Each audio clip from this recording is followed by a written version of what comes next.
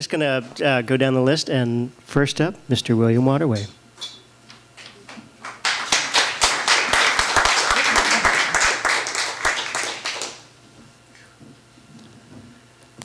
I agree with Scott. Who wants to follow Lee?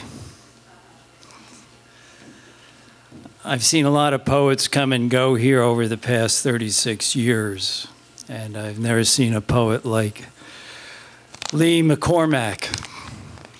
A very rare talent, and like Dan Waters and other people, we've seen amazing talent come and go on this island, so we're very blessed.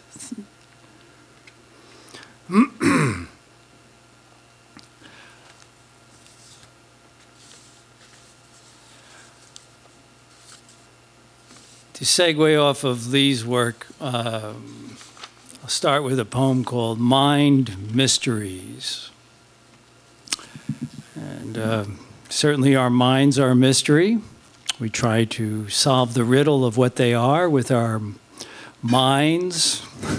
Minds trying to analyze themselves is a bit of a challenge. I'm getting to that stage where I have to wear glasses.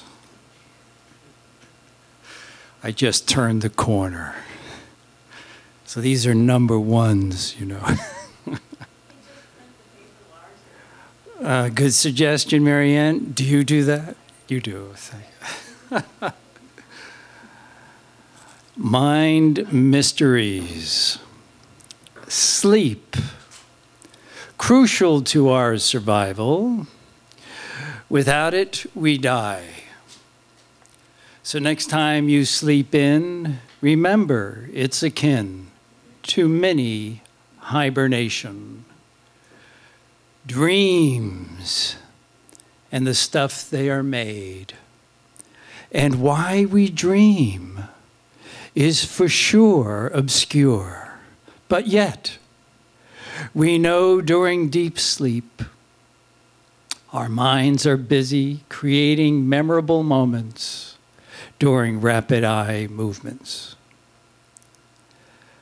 Memories are movie clips of our lives and dreams we choose to play various times of day, except when we can't find the remote under our behind.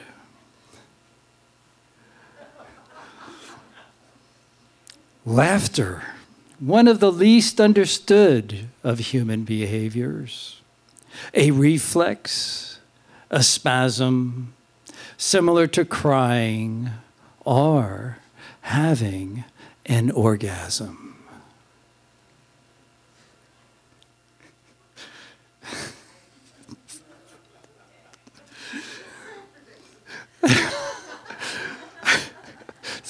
Some people cry while having an orgasm, others laugh. Aging, given from birth as we live on earth, programmed into our genetic residue by biological design, or on a loftier note, divine time lifeline. Thoughts, where they come from, or why we have the ones we do, when we do, or how and why they determine what we do, is a conundrum of wonder as to who is the driver. Mind mysteries. Years ago, I was on Cape Cod, and I walked down Main Street, and it was a wintry night. And the forecast was foreboding like tonight. But anyhow, I'm doing all right in life, and I stopped in this little cafe to have a cup of warm tea. And this is what I saw. And the title of this poem is called Weather.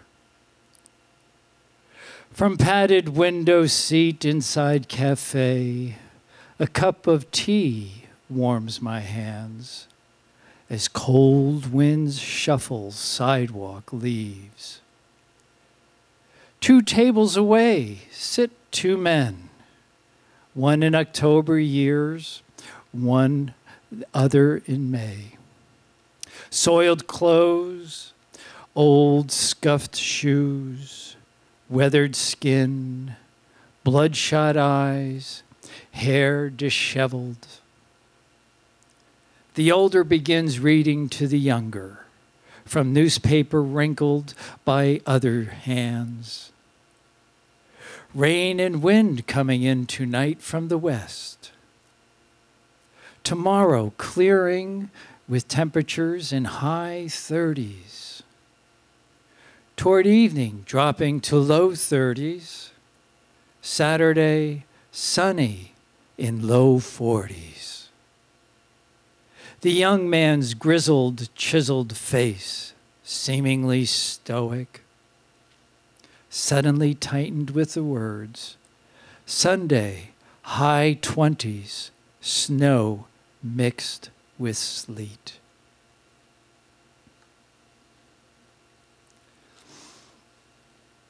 It's got to be tough being homeless. I lived for 2 years outside while taking a horseback journey from San Diego to Maine.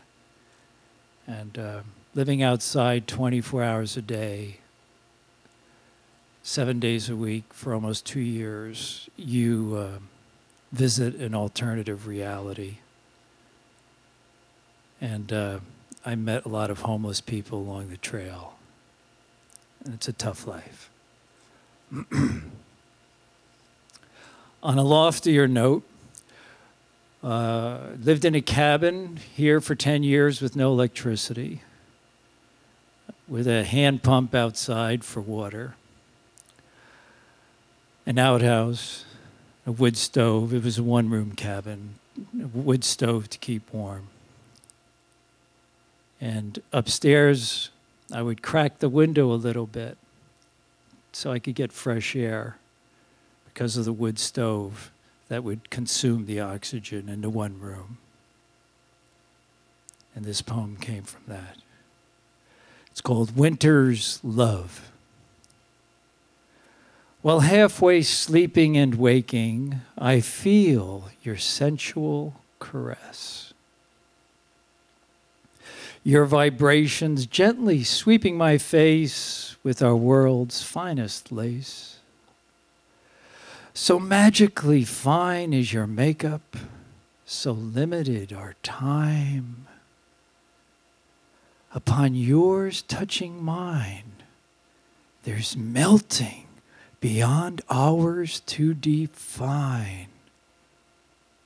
And in a brief moment, you've changed, leaving your essence upon me, your solid body dissolving from the heat of our mystical lovemaking, leaving my skin, oh, so moist, I become chilled as you leave. Oh, the things we come to know when there is an open bedside window admitting the wind-driven snow. And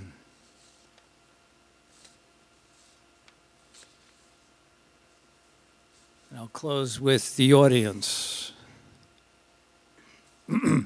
The audience. That's you.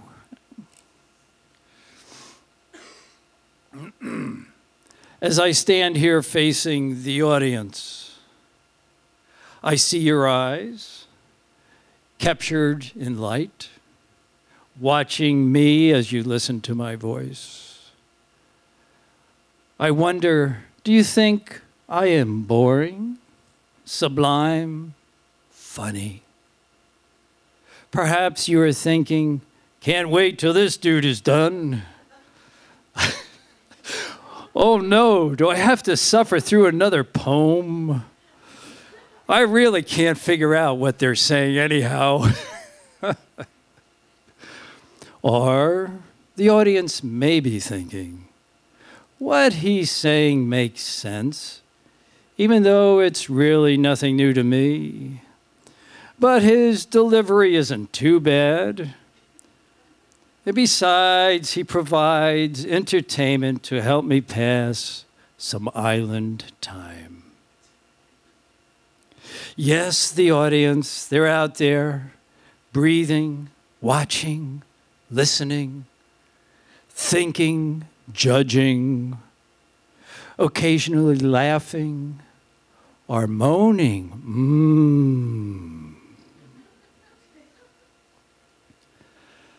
Sometimes I wonder if the audience really appreciates the burden a performing poet carries.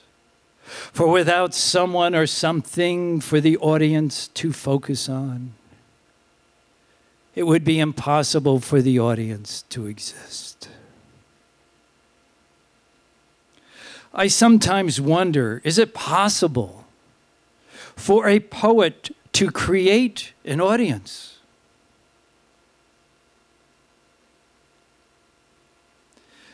If only the audience realized how they look to me as I see a sea of eyes, looking my way as I pitch my voice to match the sound system. Perhaps I should take a moment to look at the audience. Yes, then I will become an audience of one, watching you, the audience, perform as an audience.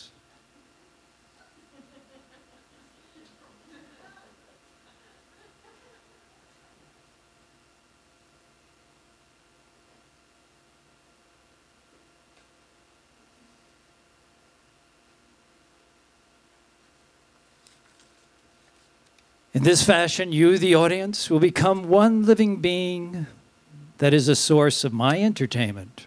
As I stand here, I look at the body of the audience. Together you breathe the same air, hear the same sounds, blink your eyes, while sometimes stealing glances at others in the audience, as though taking a quick look at yourself in the mirror.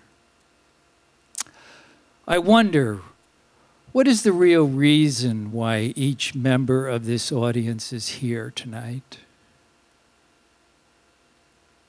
What will you remember as you leave and feel the island's weather on your face? What will you remember when you arrive home? What will you remember of this night of poetry as you prepare for sleep? And in the morning, when you wake up, as surely as you now hear my voice, as surely as you now sit here in this room at Pathways, thinking and breathing, the memory of tonight's poetry will barely survive as a dream. Thank you.